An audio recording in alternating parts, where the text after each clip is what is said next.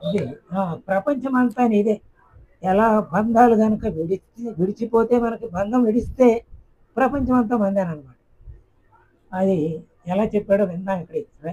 ఒక రైతు తన 3 గాడిదలను అమ్మేయడానికి అంగడికి తీసుకువెళ్తున్నాడు. మార్గ మధ్యంలో ఓ నది కనిపించింది.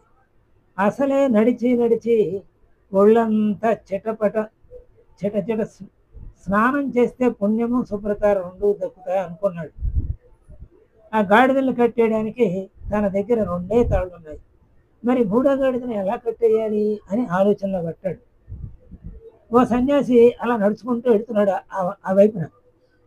తనను పిలిచాడు. స్వామి, మీ దగ్గర ఒక తాడుంటే ఇస్తారా అని అడిగాడు. కాసేపు నా గాడిదను కట్టేస్తా, నా స్నానం కాగానే నా ఈ తాడు మీకు తిరిగి ఇచ్చేస్తాను అని. అంటే స్నానం చేసి వచ్చే లోపల ఎక్కడికి పారిపోకుండా ఉండాలి కదా, అందుకోసం.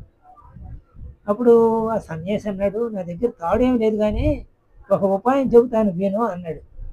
ఆ సాధువు ఇలా ఉపాయం చెబుతున్నాడు అన్నమాట. నీ దగ్గర ఉన్న తాళ్లతో ఆ 2 గాడిదలను కట్టేయి. 3వది చూస్తూనే ఉంటుంది కదా ఇదంతా. ఆ తర్వాత దాని వెనక్కి వెళ్ళు 3వ గాడి దగ్గర. తాడుతో చెట్టుకు కట్టేస్తున్నట్టుగా నటించు, అంతే. అప్పుడు సాధువు చెప్పినట్టే చేశాడు. 3వ దాన్ని కూడా కట్టినట్టు నటించాడు. నదీ స్నానం పూర్తి చేసి వెనక్కి తిరిగి వచ్చాడు. ఆ గాడిదలు 2 కట్లు విప్పేశాడు, అదిలించాడు. తను ముందుకు నడుస్తున్నాడు. కాసేపు అయ్యాక చూస్తే ఆ 2 గాడిదలే తనతో వస్తున్నాయన్నమాట. 3వ గాడిద మాత్రం ఆ చెట్టు దగ్గర నుంచి కదల్లా, అక్కడే ఉండిపోయింది. తట్టాడు, కొట్టాడు, తిట్టాడు, ఓహో ఫలితం లేదు. అటు ఇటు చూస్తుంటే అదే సాధువు కనిపించాడు వీడు. స్వామి, ఇది మొరాయిస్తోంది, కదలంటోంది ఏమిటి? అసలు అప్పుడు అన్నాడు, స్వామి నువ్వు అసలు కట్లు విప్పితే కదయ్యా అన్నాడు. అదేంటి స్వామి, నేను అసలు కట్లే కట్టలేదు కదా అన్నాడు. మరి పోనీ కట్టు కట్టినట్టు నటించావా లేదా? నటించానండి అన్నాడు. అలాగే ఇప్పుడు కట్టు విప్పినట్టు నటించు అన్నాడు.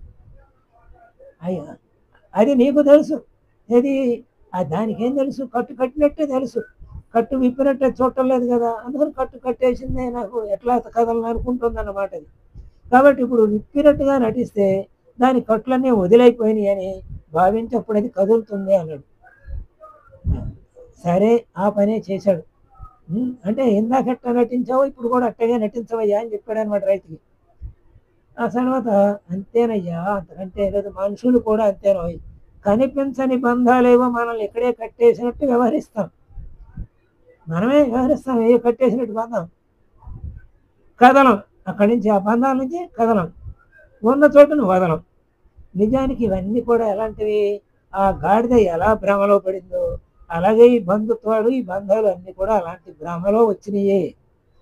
అవేమీ లేవనే నిజం మనకు కనుక తెలిసిందనుకోండి, అప్పుడు ప్రపంచం అంతా నీదే. అర్థమయ్యి కానట్టుగా ఉంది, అవును. మరి తత్వము, సత్యము ఎప్పుడూ సంపూర్ణంగా అర్థం కావు కదా. రైతు కాసేపు బుర్రగొక్కున్నాడు. సాధువుకు దండం పెట్టి తన గాడిదల వైపు కదిలాడు. కాబట్టి మనం కూడా ఆ గాడిదలాగానే మనకి అనేక బంధాలు ఉన్నాయని మనలో అయిపోయి ఆ బంధాల మాయలో మనం పడిపోతున్నాం. చక్కని సందేశం ఇచ్చిన స్వస్తి. సాయిరామ్. సర్వదేవతా తీర్థ స్వరూపులు